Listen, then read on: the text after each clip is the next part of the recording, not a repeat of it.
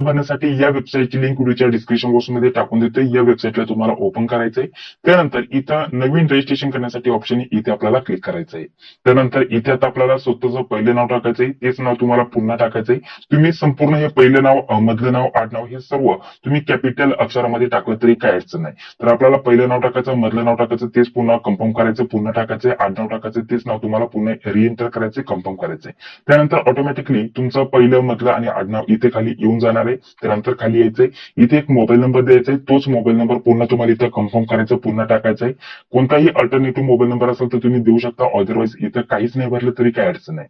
त्यानंतर पुढे यायचंय, एक ईमेल आयडी द्यायचंय आणि त्यानंतर इथे आपल्याला सर्वप्रथम इथं @ असतं, डोमेन नेम आपल्याला इथं सिलेक्ट करायचंय. आपल्याला इथं gmail.com ऑप्शन भेटतं, हे आपल्याला सिलेक्ट करायचंय. मात्र इथे पूर्ण ईमेल आयडी टाकायचं नाहीये. फक्त जे युजर नेम असतं म्हणजेच @ पुढील जो पण इथं भाग असतो तो तुम्हाला इथे टाकायचा असतो. जसं की अजय@gmail.com. तर इथे फक्त अजय टाकायचंय, @gmail.com हे ऑलरेडी इथं दिलेलं आहे. मात्र ईमेल कन्फर्म करताना इथे संपूर्ण ईमेल तुम्हाला टाकायचं, जसं की अजय@gmail.com. इथं वरती फक्त युजर नेम टाकायचं, ही गोष्ट लक्षात घ्या.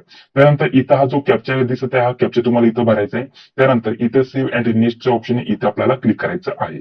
त्यानंतर पुढे बघा, अशा प्रकारचं पेज तुमच्याकडे इथे ओपन होऊन येईल. इथे तुम्हाला तुमचा रजिस्ट्रेशन नंबर आणि पासवर्ड इथं दिसून येणार आहे. आता हा रजिस्ट्रेशन नंबर आणि पासवर्ड व्यवस्थित जपून ठेवायचा आहे, कारण इथून पुढे जेव्हा तुमचं परीक्षेचे ऍडमिट कार्ड येईल, त्यासोबत निकाल वगैरे लागेल, तेव्हा याच युजर आयडी पासवर्डची तुम्हाला गरज पडत असते. हाच युजर आयडी पासवर्ड तुम्हाला तुमच्या ईमेलवरती आणि मोबाईल नंबरवरती देखील सेंड केलेला असतो. व्यवस्थित तुम्हाला तो जपून ठेवायचा आहे.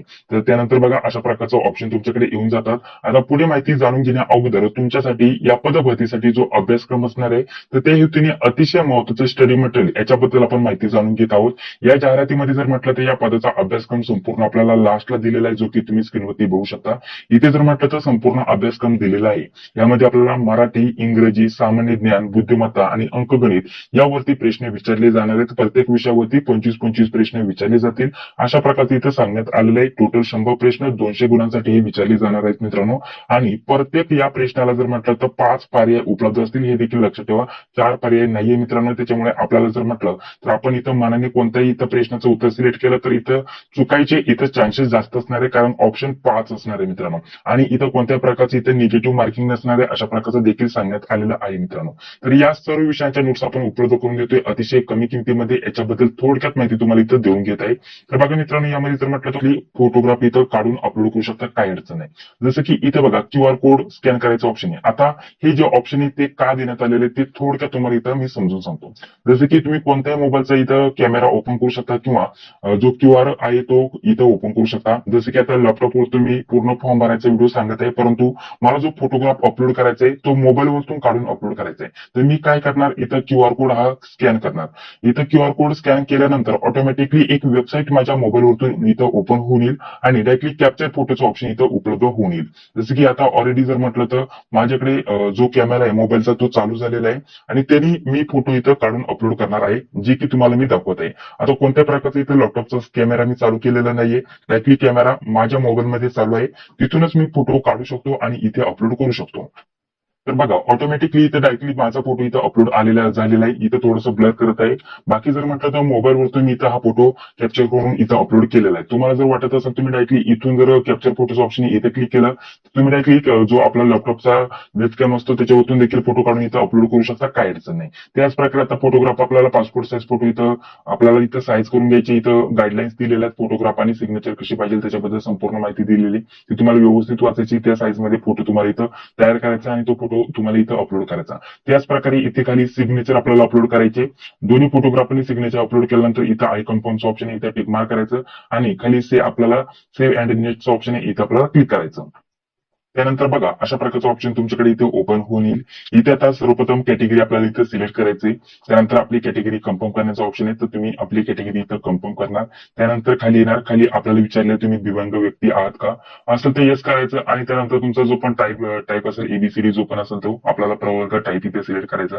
त्यानंतर दिव्यांगाचा जो पण प्रकार असेल तो तुम्हाला सिलेक्ट करायचा. नसेल तर इथे नो इथं सिलेक्ट करायचं. ऑटोमॅटिकली हे ऑप्शन इथे डिसेबल होऊन जातील. आता खाली आल्यानंतर इथे काही ऑप्शन ऑटोमॅटिकली इथे डिसेबल इथे येसही करू शकत नाही आणि नो ही इथं तुम्ही सिलेक्ट करू शकत नाही. तर बघा यामध्ये हे ऑप्शन ऑटोमॅटिकली एनेबल डिसेबल इथं दिलेले आहेत मित्रांनो. आता तुमच्या कॅटेगरीनुसार हे ऑप्शन इथं खालचे बदलत असतात. आता तुम्ही जी पण वरती कॅटेगरी सिलेक्ट करता त्यानुसार जे पण तुमच्या कॅटेगरीला ऑप्शन लागू असतील तेच तुम्ही येस नो इथं सिलेक्ट करू शकता. जसं की इथं दिव्यांग इथं नो नाही इथं सिलेक्ट केलेलं आहे, त्याच्यामुळे काही ऑप्शन इथं ऑटोमॅटिकली डिसेबल झालेले आहे. जर तुम्ही इथं यस सिलेक्ट केलं तर हे जे ऑप्शन आहे तुम्ही इथं जे टाईप आहे हे सिलेक्ट केल्यानंतर हे जे पण असेल तुम्ही इथं सिलेक्ट केल्यानंतर अशा प्रकारचे ऑप्शन जे आहेत एनेबल डिसेबल तुमच्याकडे हे ऑप्शन इथं येऊन जातील. जर तुम्ही इथं नाही सिलेक्ट केलं तर ऑटोमॅटिकली जे पण ऑप्शन इथं लागत नाही त्यांची गरज नाही ते डिसेबल होऊन जातील. त्याच्यामुळे तुम्हाला काही चिंता करण्याची गरज नाही. जे पण एनेबल असतील तेच तुम्हाला होय नाही ते सिलेक्ट करायचे आणि खाली यायचे. इथे जर महिला उमेदवार असेल तर त्यांच्यासाठी इथं महिला आरक्षणाअंतर्गत तुम्ही अर्ज भरणार आहात का हे विचारलंय, तर ऑलरेडी इथं मेल कॅन्डिडेट आहे त्याच्यामुळे इथं मी नाही इथं सिलेक्ट करतो. त्यानंतर अशाच प्रकारचे काही ऑप्शन तुम्हाला इथं दिसून येतील कॅटेगरीनुसार. तुमच्याकडे व्यवस्थित ते ऑप्शन तुम्हाला बघून घ्यायचं, व्यवस्थित तुम्हाला होय नाही तर जे पण ऑप्शन एनेबल असतील ते तुम्ही इथं सिलेक्ट करणार. ठीक आहे, अशा स्वरूपामध्ये. त्यानंतर खाली यायचं तुम्ही माजी सैनिक वगैरे असेल तर तुम्ही येस करू शकता. अदरवाईज नाही इथं जे ऑप्शन आहे नोचं ऑप्शन आहे इथे तुम्ही सिलेक्ट करू शकता. त्यानंतर खेळाडू वगैरे असेल तर येस करणार, अदरवाईज नाही. त्यानंतर इथं अनाथ वगैरे असेल तर येस करायचं, अदरवाईज नाही. त्यानंतर इथं अंशकालीन पदवीधर इथं विचारलेले मित्रांनो असेल तर येस करायचं, अदरवाईज नाही. त्यानंतर अशाच प्रकारचे प्रकल्पग्रस्त झालं, भूकंपग्रस्त झालं, हे सर्व आरक्षणाची माहिती तुम्हाला इथे विचारली. यामध्ये जर तुम्ही येत असाल त्या अंतर्गत तुम्ही जर अर्ज भरत असाल तर तुम्ही इथं येस नो इथे सिलेक्ट करू शकता. कारण आरक्षण अंतर्गत जर म्हटलं तर आपल्याला प्रत्येक याच्यानुसार जर म्हटलं तर आपल्याला वेगवेगळ्या जागा दिलेल्या आहेत. त्याच्यासाठी जाहिरात देखील व्यवस्थित तुम्ही इथं वाचून घ्या. ठीक आहे. त्यानंतर इथं स्वतंत्र सैनिकाचे पाले आहात का असेल तर येस करायचं, अदरवाईज नाही. ठीक आहे. अशाच प्रकारे आपल्याला विचारलेले महाराष्ट्राचे आदिवासी आहात का तर येस आपल्याला इथं सिलेक्ट करायचे. त्यानंतर पुढे आपल्याला जर म्हटलं तर हे जे ऑप्शन आहे आपण महाराष्ट्र आणि कर्नाटक सीमा भागातील महाराष्ट्र शासनाने दावा सांगितलेला 865 गावांतील मराठी भाषिक उमेदवार आहात का हे ऑप्शन तुम्हाला इथं येस नो इथे सिलेक्ट करायचं आहे. आता याच्यामध्ये जर म्हटलं तर जे महाराष्ट्र आणि कर्नाटकच्या बॉर्डरवरती काही गावांचा समावेश आहे जे की महाराष्ट्रामध्ये देखील मोडतात त्यांना देखील हा अर्ज भरता येतो आणि जर तुमचा त्यामध्ये समावेश असेल तर इथे येस करायचा, अदरवाईज नाही इथं तुम्हाला सिलेक्ट करायचं. तर पुढे आपल्याला विचारलेले आपण युद्धात सैन्य दलातील सेवेत मृत्यू पावलेल्या किंवा अपंग झालेल्या सैनिकाचे कुटुंबीय आहात का असेल तर येस करायचं, अदरवाईज नो होते तुम्हाला सिलेक्ट करायचं. ठीक आहे. याच प्रकारे आपल्याला आत्महत्याग्रस्त शेतकऱ्याचं पाले किंवा पत्नी आहात का विचारले असेल तर येस करायचं, अदरवाईज नाही. त्यानंतर आपल्याला विचारले तुमच्याकडे आधार कार्ड आहे का तर आपण येस करणार. त्यानंतर आधार कार्डचा नंबर इथं मेन्शन करणार. त्यानंतर खाली यायचे आपल्याला इथं बघा. आता सर्वप्रथम इथं म्हटलेलं आहे मायनॉरिटी कम्युनिटीमध्ये तुम्ही येतात का तर यामध्ये येत असेल तर तुम्ही येस करणार, अदरवाईज नो वरती सिलेक्ट करणार. त्यानंतर आपल्याला आपला धर्म इथं सिलेक्ट करायचा आहे. भरपूर ऑप्शन दिलेले आहेत, हिंदू, मुस्लिम, ख्रिश्चन वगैरे सर्व दिसून येतील. तर तुम्ही तुमच्यानुसार इथं सिलेक्ट करणार. इथे इंडियन ऑलरेडी असणार आहे. त्यानंतर परीक्षा केंद्र आपल्याला इथे निवडण्याचं ऑप्शन आहे. 3 परीक्षा केंद्र आपल्याला इथे निवडण्याचे ऑप्शन आहे. जे पण जवळील परीक्षा जे केंद्र असतील ते तुम्ही इथं तुमच्यानुसार सोयीनुसार इथं निवडू शकता. शक्यता जास्तीत जास्त पेपर जे पण पहिलं सेंटर असतं त्यावरती तुम्हाला इथं दिलेले असतात. त्यानंतर पुढे आपल्याला जन्मतारीख इथे सिलेक्ट करण्याचं ऑप्शन आहे. डे, मंथ या स्वरूपामध्ये. ठीक आहे. डे, मंथ, इयर या स्वरूपामध्ये तुम्ही तुमची जन्मतारीख सिलेक्ट करणार. त्यानंतर तुम्हाला इथे जर म्हटलं तर इथं बघा आपल्याला आता 10वीची काय महत्वाची इथं माहिती द्यायची. इथं आपल्याला फर्स्ट नेम आता कॅन्डिडेट इथं आपल्याला नाव द्यायचं म्हणजेच आपल्याला विद्यार्थ्याचं नाव द्यायचंय, परंतु 10वीच्या सर्टिफिकेट वरती जसं नाव आहे तसंच नाव तुम्हाला इथं मेन्शन करणं गरजेचं असणार आहे. ठीक आहे. फर्स्ट नेम आपल्याला पहिलं नाव टाकायचं, 10वीच्या सर्टिफिकेट वरती जसं नाव आहे तसंच टाकायचंय. त्यानंतर मधलं नाव टाकायचं आणि आडनाव टाकायचं. ठीक आहे. या स्वरूपामध्ये. त्यानंतर आपल्याला इथं लिंग मेल फिमेल जे पण असेल ते तुम्ही इथं सिलेक्ट करणार. आपल्याला खाली विचारलेले तुम्ही जुळे भावंड आहात का असेल तर होय करायचं, येस करायचं आणि त्या जुळे भावंडाचं इथं नाव टाकायचं. जे जुळे भावंड आहे ते मूल आहे की मुलगी आहे ते तुम्हाला इथं सिलेक्ट करायचं. अदरवाईज जर तुम्ही जुळे भावंड नसाल तर तुम्हाला इथं नो वरती सिलेक्ट करायचं. खालचे ऑप्शन डिसेबल होऊन जातील. त्यानंतर मॅरिड अनमॅरिडचं ऑप्शन आहे जे पण असेल ते तुम्ही इथं सिलेक्ट करणार. त्यानंतर तुम्ही तुमच्या वडिलांचं नाव टाकणार, आईचं नाव टाकणार आणि मॅरिड जर सिलेक्ट केलं तर खाली पती किंवा पत्नीचे नाव तुम्हाला इथं मेन्शन करायचंय. त्यानंतर खाली यायचंय तुम्हाला संपूर्ण ऍड्रेस भरायचा. जसा आधार कार्ड वरती ऍड्रेस असतो तसा ऍड्रेस तुम्हाला संपूर्ण भरायचा आहे. आणि जर तुमचा एकच ऍड्रेस असेल आता इथं जर म्हटलं तर व्यवहाराचा पत्ता म्हटलेला आहे, करंट ऍड्रेस जो असतो तो तुम्हाला इथं मेन्शन करायचा आहे. ठीक आहे. त्यानंतर जर तुमचा सध्याचा राहण्याचा पत्ता आणि कायमस्वरूपी राहण्याचा पत्ता इथं खाली कायमस्वरूपी राहण्याचा पत्ता टाकायचा. दोन्ही असेल तर फक्त वरती ऍड्रेस तुम्हाला भरायचा आहे आणि सेम एज ऍड्रेसचा ऑप्शन आहे बघा इथे तुम्हाला टिक मार्क करायचा आहे. वरती जो ऍड्रेस दिलेला असतो ऑटोमॅटिकली खाली कॉपी पेस्ट होऊन जातो. तुम्हाला पूर्ण ऍड्रेस टाकण्याची गरज नाही. त्यानंतर टोटल फी तुम्हाला किती भरायची ते तुम्हाला इथे दिसून येईल. आता तुम्हाला काय करायचं, व्हॅलिडेट युअर डिटेल्स ऑप्शन आहे इथे सर्वप्रथम क्लिक करायचंय. काही ऑप्शन तुमच्याकडून चुकले असेल तर तिथे लाल अक्षरामध्ये एरर येईल. तो प्रॉब्लेम तुम्हाला सोल्व्ह करायचा आणि सॉल्व्ह जर काहीच प्रॉब्लेम नसेल तर तुम्हाला ऑटोमॅटिकली इथे व्हेरीफाय सक्सेसफुल होऊन येईल आणि त्यानंतर सेव्ह अँड नेक्स्ट ऑप्शन आहे इथे आपल्याला क्लिक करायचं आहे. त्यानंतर पुढे बघा, अशा प्रकारचं पेज तुमच्याकडे इथे ओपन होऊन येईल. आता इथे आपल्याला एज्युकेशनल क्वालिफिकेशन विषयी इथं माहिती द्यायची मित्रांनो. इथे सर्वप्रथम 10वीची माहिती इथे भरणं गरजेचं असणार आहे. बाकीची नाही टाकली तरी काही अडचण नाही. तर 10वीची माहिती, 12वीची माहिती, ग्रॅज्युएशनची माहिती तुम्ही इथे भरू शकता. तर सर्वप्रथम इथे आपल्याला बोर्डाचं किंवा आपल्या युनिव्हर्सिटीचं नाव इथे तुम्हाला इथे द्यायचं मित्रांनो. जे पण असेल ते तुम्ही इथे मेन्शन करू शकता. जसं की उदाहरणार्थ मी पुणे इथे टाकतो. त्यानंतर खाली आपल्याला इथं काहीच भरायचं नाहीये. फक्त आपल्याला आपल्याला जो दिनांक आहे तो आपल्याला इथे टाकायचा, परीक्षा उत्तीर्ण केल्याचा दिनांक.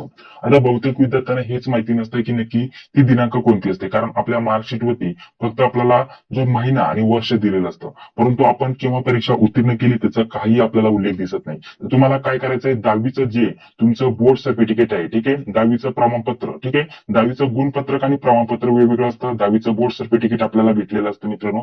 तर त्या बोर्ड सर्टिफिकेट वरती एका खालच्या कोपऱ्यामध्ये तुम्ही परीक्षा कोणत्या दिवशी उत्तीर्ण झाला आहात किंवा परीक्षा कोणत्या दिवशी लागली, निकाल केव्हा लागला, तर त्याची डेट दिलेली असते. तर तीच डेट तुम्हाला इथे मेन्शन करणं गरजेचं असतं. ठीक आहे, तर जी पण तुमची डेट असेल जेव्हा तुम्ही 10वी उत्तीर्ण केली, तर त्याची जी पण डेट असेल ती तुम्हाला इथे मेन्शन करायची. फक्त दाखवण्यासाठी मी तुम्हाला अशा प्रकारचं सिलेक्ट करून दाखवत आहे. तर 10वीच्या बोर्ड सर्टिफिकेट वरती ही तारीख तुम्हाला भेटून जाईल. त्यानंतर 10वीला तुम्हाला किती पर्सेंटेज होते ते तुम्हाला मेन्शन करायचे. काही पॉईंट वगैरे असेल तर पॉईंट देऊन पुढे तुम्ही ते टाकू शकता. त्यानंतर ग्रेड आपल्याला इथे सिलेक्ट करायची मित्रांनो. त्यानंतर याच स्वरूपामध्ये तुम्हाला 12वीची देखील माहिती टाकायची मित्रांनो.